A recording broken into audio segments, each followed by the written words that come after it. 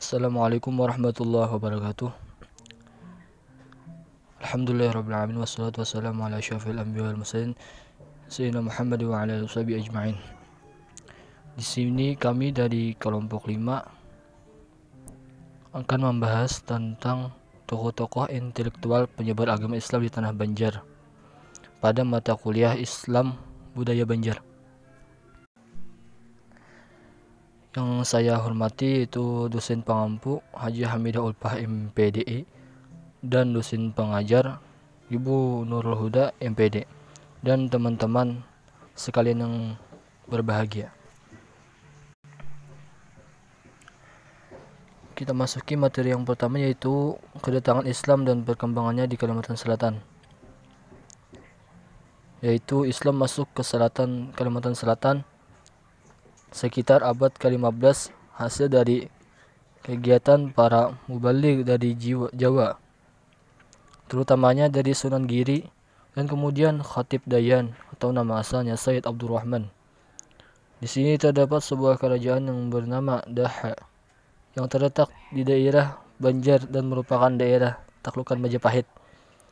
Namun Islam masuk ke Kalimantan Selatan pada masa jauh lebih belakang dibanding misalnya Sumatera Utara atau Aceh.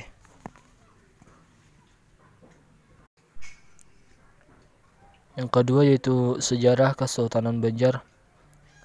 Kemunculan kerajaan Banjar tidak lepas dari melemahnya pengaruh negara Daha sebagai kerajaan yang berkuasa saat itu.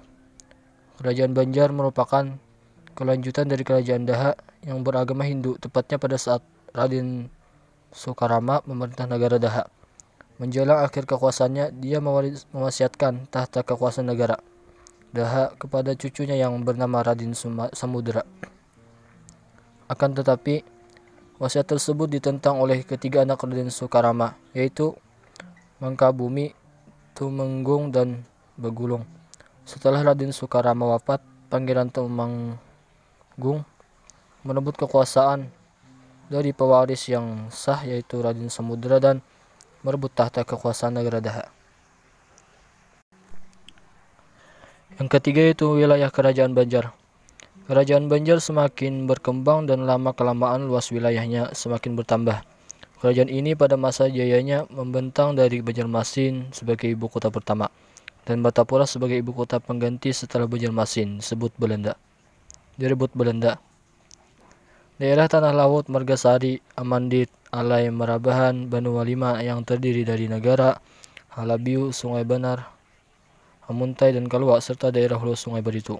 Kerajaan semakin diperluas ke tanah bumbu, pulau laut, pasir, Berau, dan Kutai di pantai timur.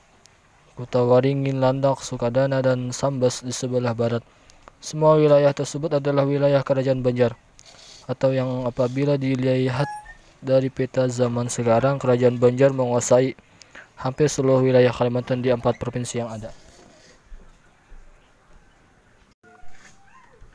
Yang keempat yaitu Raja-Raja Kerajaan Banjar.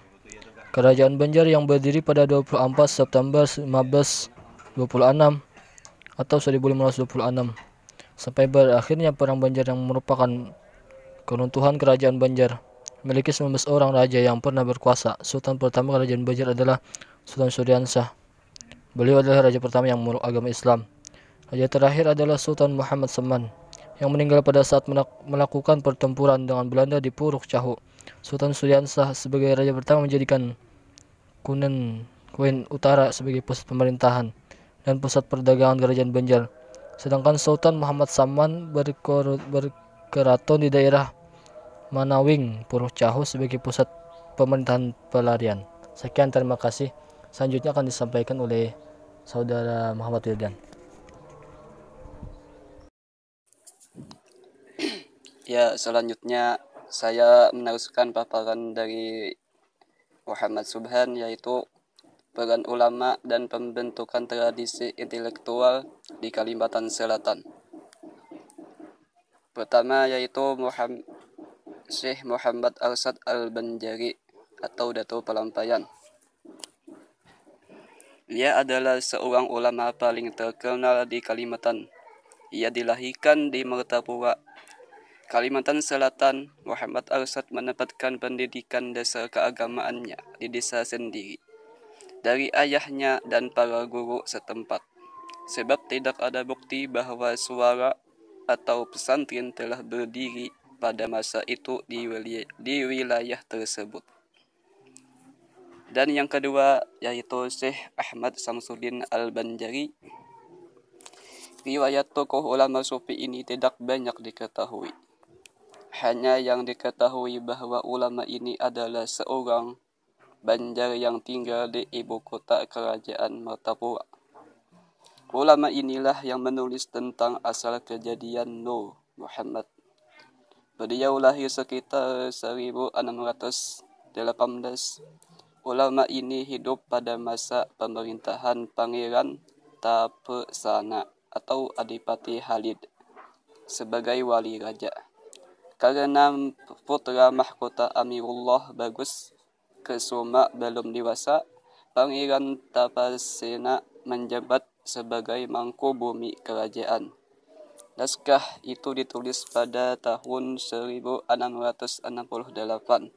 dan pernah ditemukan oleh seorang orientalis, R.U.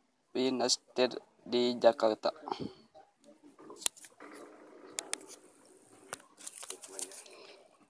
Dan ulama yang ketiga yaitu Muhammad Nafis Al-Banjari. Muhammad Nafis lahir pada 1148 sampai 1735 di Martapura dari keluarga bangsawan Banjar. Jadi, dia hidup pada periode yang sama dengan Syekh Muhammad Arsad. Tidak ada catatan mengenai tahun kematiannya. Meski diketahui